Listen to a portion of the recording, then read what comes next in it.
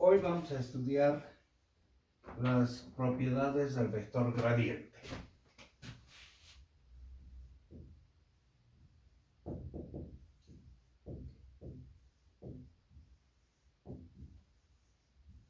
El gradiente.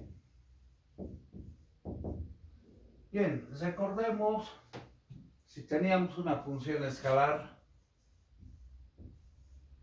que depende de x, y, y z, el gradiente es el vector de las derivadas parciales de phi respecto de x en y, derivada parcial de phi respecto de y en j y derivada parcial de phi respecto de z en k. Habíamos estudiado que ese es un vector perpendicular a la superficie en el punto donde se calcula. Hoy vamos a estudiar en una función escalar phi, que la podemos representar esquemáticamente por cualquier función, por ejemplo esa que sea la función escalar phi, que depende de x, y, y z. Vamos a seleccionar una trayectoria en esta función escalar, sea la trayectoria S. Bien, en esta función escalar vamos a seleccionar un punto, el punto P, donde se calcula el gradiente. El gradiente de phi es un vector perpendicular a la superficie en el punto donde se calcula. El gradiente de phi en el punto P es un vector perpendicular a esta superficie. Bien, ahora tomemos otro punto, el punto Q, que esté también a una separación pequeña de P. Y lo que vamos a hacer es aproximar la variación de P a Q por una línea recta, un vector llamado vector delta R. Para obtener este vector delta R, tres componentes tiene: un incremento en X, vamos a exagerar en el tamaño, un incremento en Y, un delta Y, y un incremento en Z, un delta Z. Entonces vamos anotando aquí. El vector delta R tiene como coordenadas delta X en Y, más delta Y en J, más delta Z en K. Ahora, vamos a recordar un poquito el concepto, el desarrollo de la diferencial de una función de cálculo 2, la diferencial de una función que se entiende como la variación de la función de P a Q. Esa diferencial tiene el siguiente desarrollo, esto de cálculo 2, derivada parcial de phi respecto de x por diferencial de x, más derivada parcial de phi respecto de y por diferencial de y, más derivada parcial de phi respecto de z por diferencial de z. Ese es el desarrollo de la diferencial, que tiene dos interpretaciones: el error que se comete por aproximar, al aproximar por una línea recta una función, o la variación. Tomando el incremento, la diferencial aproximándola por incrementos. El incremento de P a Q va a ser igual a la derivada parcial de phi respecto de x, pero en el punto P, por delta x, más derivada parcial de phi respecto de y, evaluada en el punto P por delta y, más derivada parcial de phi respecto de z en el punto P por delta z. Ahora, esta sumatoria de producto de funciones la podemos aproximar o la podemos representar por el producto escalar de vectores. El incremento de P a Q igual a un producto escalar de dos vectores, donde en el primer vector pongamos la derivada parcial de phi respecto de x en el punto P. Esa función multiplica a delta x en el segundo vector. Segundas coordenadas, derivada parcial de phi respecto de y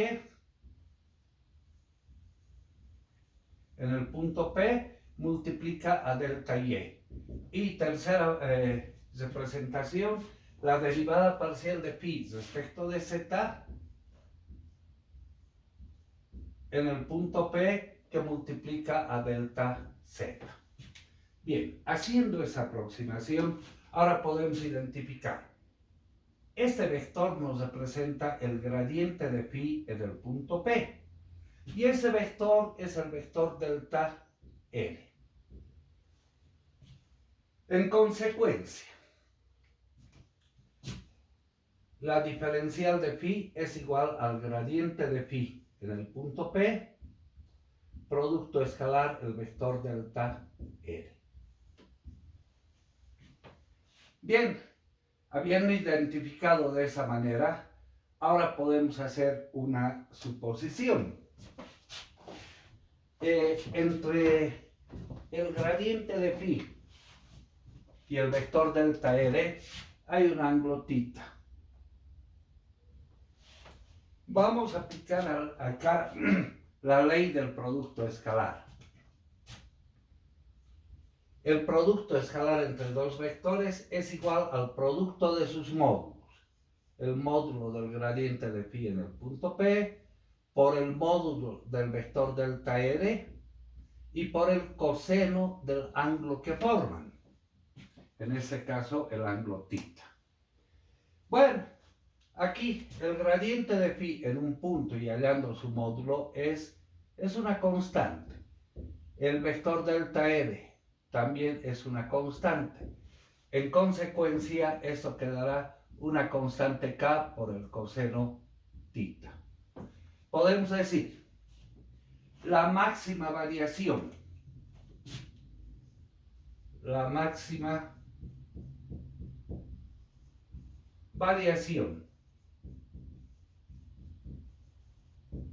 de la diferencial de P a Q, de la función phi de P a Q, o aproximada por el incremento de P a Q, será, está en función del ángulo θ.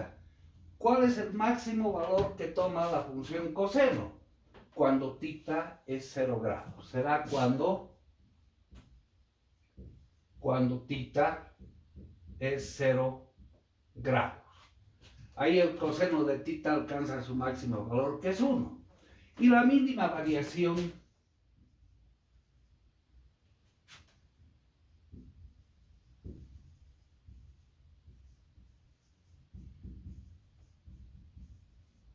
de la diferencial de phi de P a Q o el incremento de phi de P a Q será cuando el coseno alcanza su mínimo valor.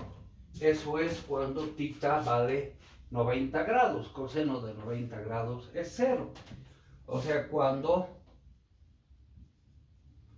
θ es 90 grados, o si quieren tomar en radianes, pi medios radianes. Y ahí tenemos la máxima variación de la función phi y la mínima variación de la función phi.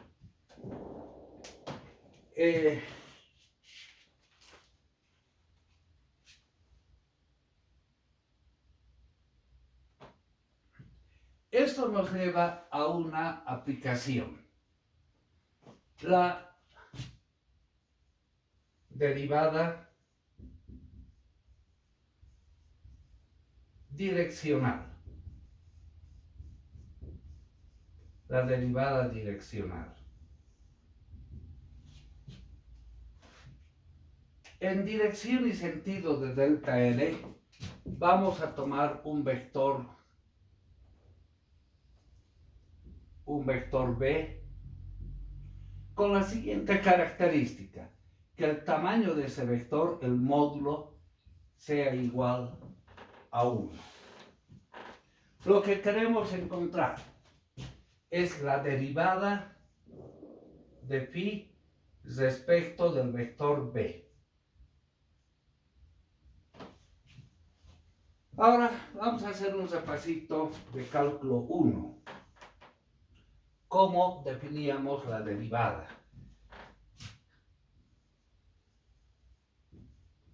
El famoso teorema del valor medio en su forma más simple que vamos a explicar.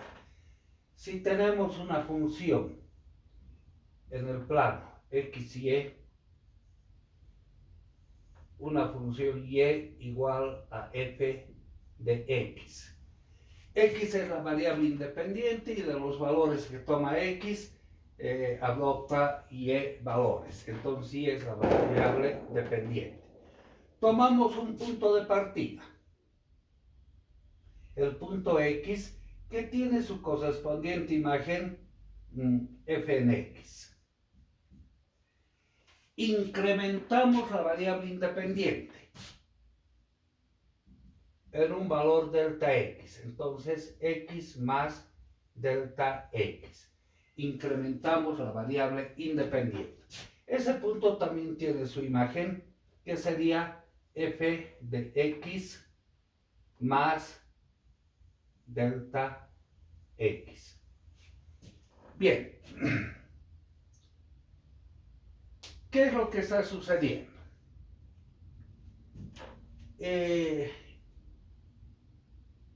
Este incremento tiene un valor delta x, ¿no es cierto? Delta x, y este incremento, bueno, en el eje de las ordenadas, un delta y. Delta y puede ser evaluado. La cuota superior menos la cuota inferior. F de x más delta x menos f en x. Ahora, haciendo estas aproximaciones incrementales, desde un punto P hasta un punto Q, podemos aproximar la función real por una línea recta, y generamos un triángulo rectángulo a un ángulo θ. Entonces,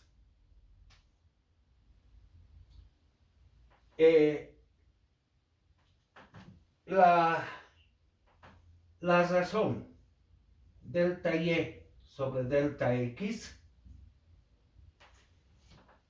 geométricamente es la tangente, ¿no? Tangente del ángulo θ. Pero delta y puede ser evaluada como f de x más delta x menos f en x sobre delta x. ¿Cuándo es posible hacer esta aproximación? Si delta x hacemos lo más pequeño posible, ese punto coincide con el punto P y se vuelve una tangente. De ahí que la razón entre y x es la función tangente. Entonces, ahí decimos, esto es el límite cuando delta x tiende a 0. Y esa es la definición de la derivada, ¿no? En vez de usar incrementos, variación en y respecto a variación en x. Entonces la derivada había sido una razón. Cuando delta x tiende a 0. De ahí que cuando delta x lo hacemos próximo a 0 o casi 0, el punto Q coincide con el punto P y esta recta se vuelve en la recta tangente. La interpretación geométrica de la derivada es la función tangente. La interpretación analítica de la derivada es una razón algébrica, diremos, una razón. Si variamos x, ¿cómo varía y? Y la interpretación analítica de la derivada es un límite cuando el incremento de la variable independiente tiende a cero. Vamos a basarnos en esta definición para volver a la derivada direccional. Entonces, es un límite.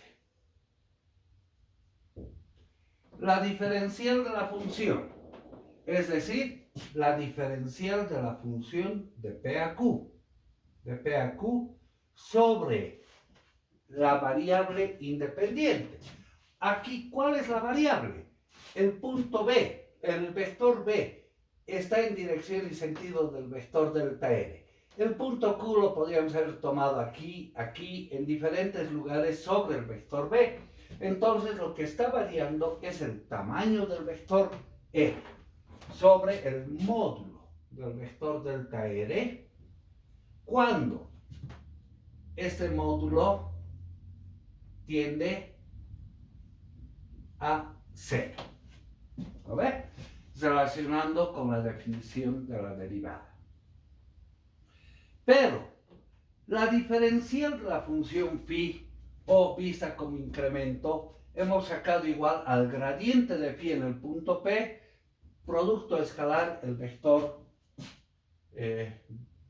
delta R. Entonces, el límite cuando delta R tiende a cero de la diferencial que la hemos definido como el gradiente de phi en el punto P, producto escalar el vector delta R sobre el módulo del vector delta R.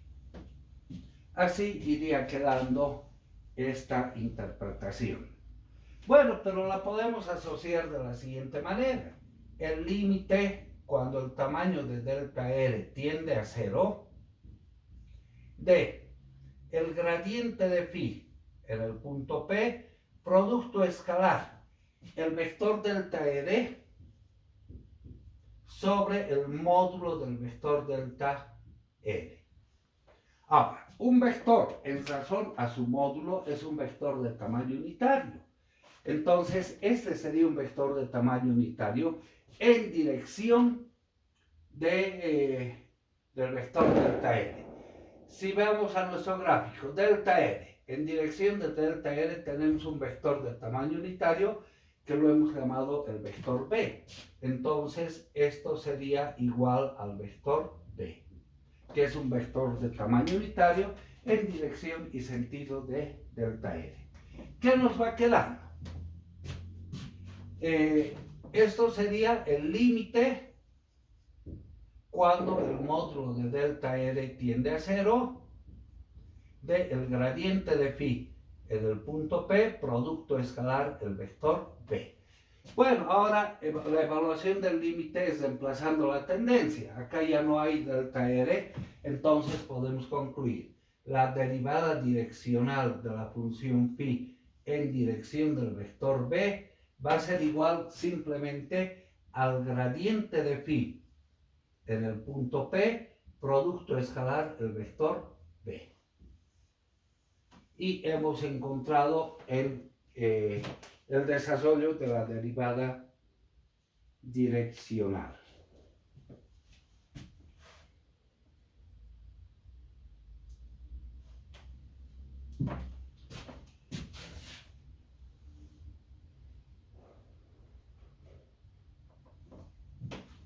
Hay una aplicación bastante interesante que se refiere a las superficies de nivel, que es una aplicación que nos va a ser, bueno, las superficies de nivel nos van a servir para aplicar el vector gradiente, sabiendo que el vector gradiente es perpendicular a la superficie en el punto donde se calcula.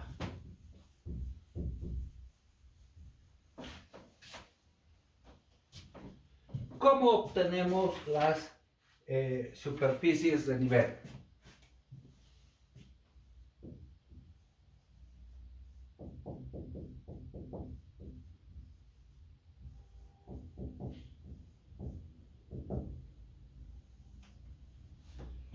Tomaremos una función, sea phi, una función de x y y z una función escalar. Una función escalar.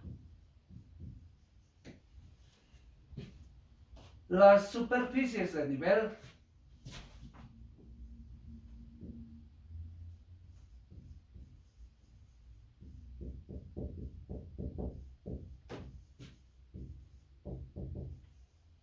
se las obtiene haciendo la función phi de x, y z igual a una constante c.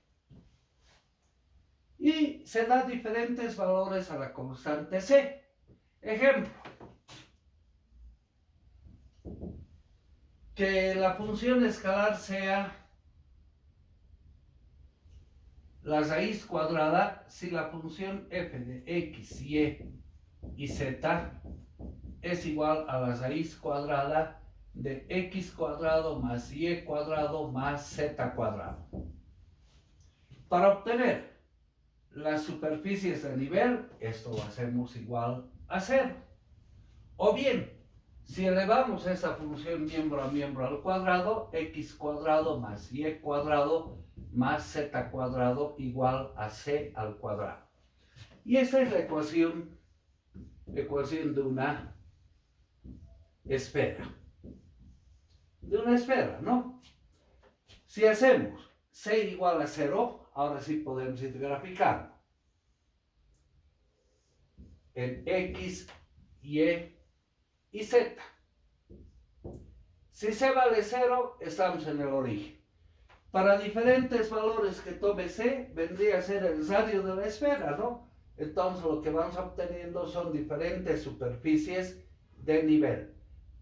Esferas de diferentes radios.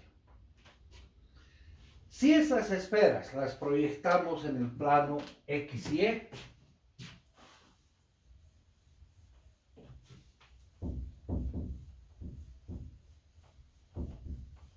¿qué es lo que obtendríamos? Serían nada más círculos, ¿no? Proyectadas en el plano x y.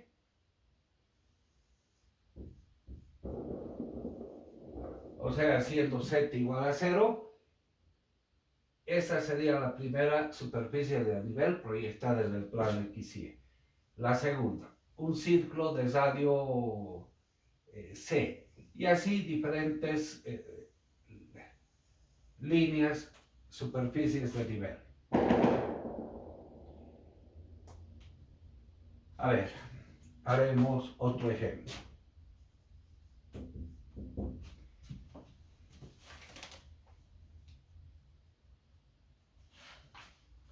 Una función f de x y, ahora en el plano, que esté dada por x cuadrado menos y cuadrado. Queremos las superficies de nivel. Bien, lo primero que hacemos es igual a 0.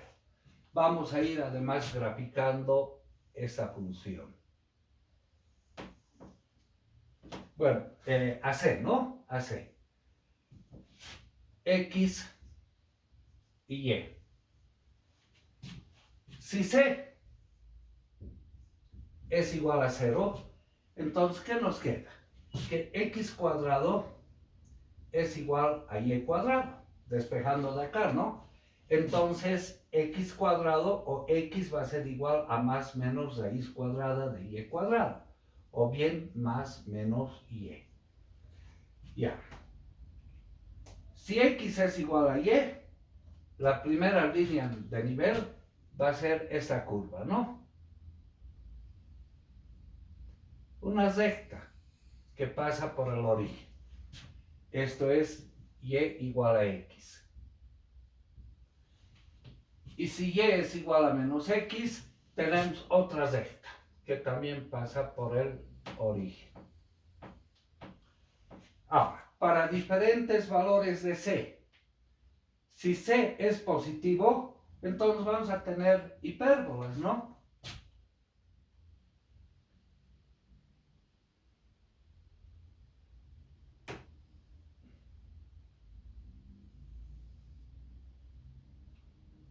diferentes hipérbolas. Bueno, que se aproximan, tomaremos así.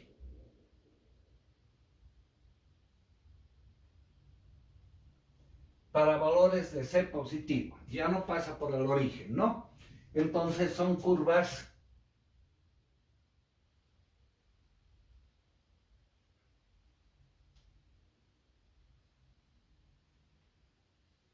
de esa manera.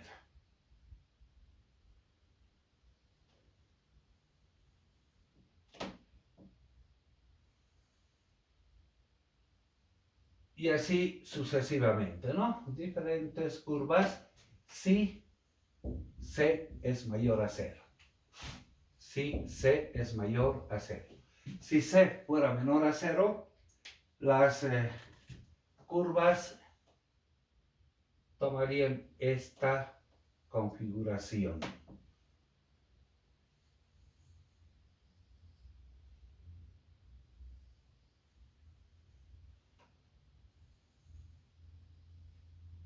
Esto si C es menor a 0 en ambos casos.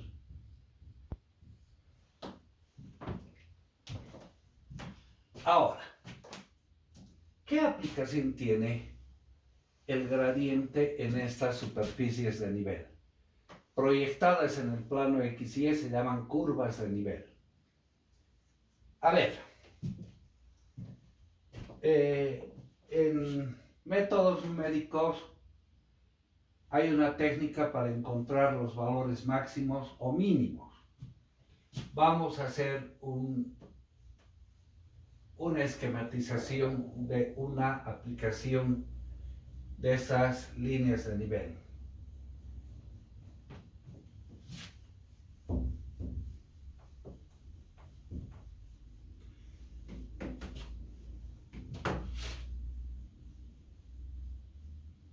Pongamos el ejemplo del techo del coliseo de nuestra facultad. Si este es el coliseo, el techo tiene aproximadamente esa forma, ¿no?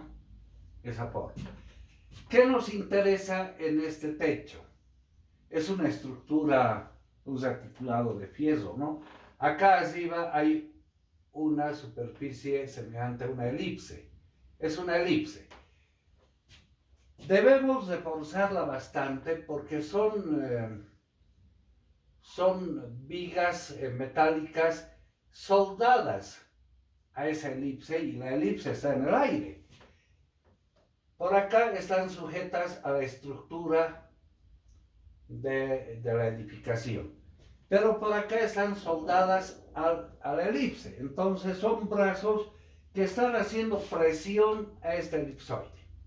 Entonces, ¿qué nos interesa? Determinar el punto máximo para reforzarlo, porque recibe fuerzas de todo lado. ¿Qué es lo que sucede entonces? Ese elipsoide en el plano X y Y lo vamos a proyectar.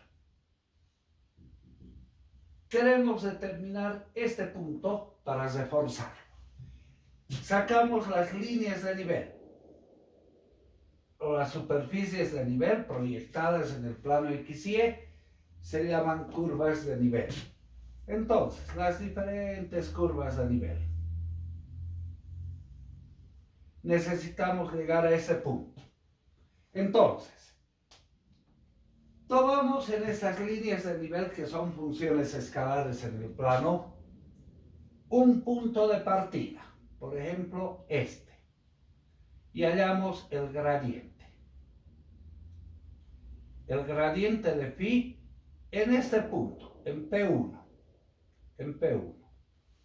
Lo conjugamos, es decir, le cambiamos de dirección al gradiente hasta que choque con la próxima línea de nivel. Hasta aquí. Volvemos a encontrar el gradiente en ese punto. Gradiente de la función, llamaremos función phi1, a esa función phi2, y así, ¿no? Lo conjugamos. es decir, le cambiamos de dirección y sentido hasta que choque con la próxima curva de nivel, en un punto P2. Volvemos a hallar el gradiente de esa función, de la función φ3, llamaremos en el punto P3, lo conjugamos y así sucesivamente. ¿A dónde estamos tendiendo a llegar? Estamos tendiendo a llegar al punto máximo. Esa técnica se llama el método del gradiente conjugado. Método del gradiente conjugado. Es una técnica que ven en análisis numérico, con seguridad van a analizar esto, ¿no? También recibe el nombre de decida más íngreme. Bueno, yo he podido ver también con ese nombre. Acá hay un cuidado a tener.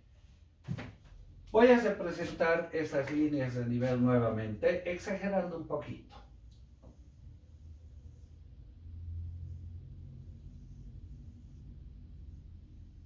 De esa manera. Es importante el punto de partida, ese punto, porque vamos a representar un poquito exagerada la primera curva para que se entienda mejor. Si seleccionamos un punto de partida equivocadamente, por ejemplo hallamos el gradiente de phi y lo evaluamos en este punto P. Lo conjugamos hasta que choque con la línea de nivel, pero acá está chocando con la misma línea de nivel, hallamos el gradiente en ese punto y vamos a estar en un rebote. Entonces es importante el criterio para la selección del punto de partida.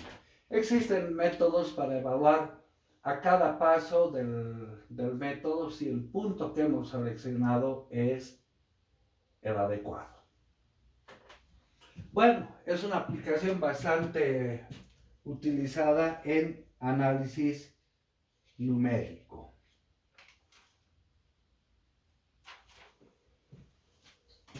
Algunos teoremas que son muy útiles a veces cuando se desarrollan ejercicios de gradientes.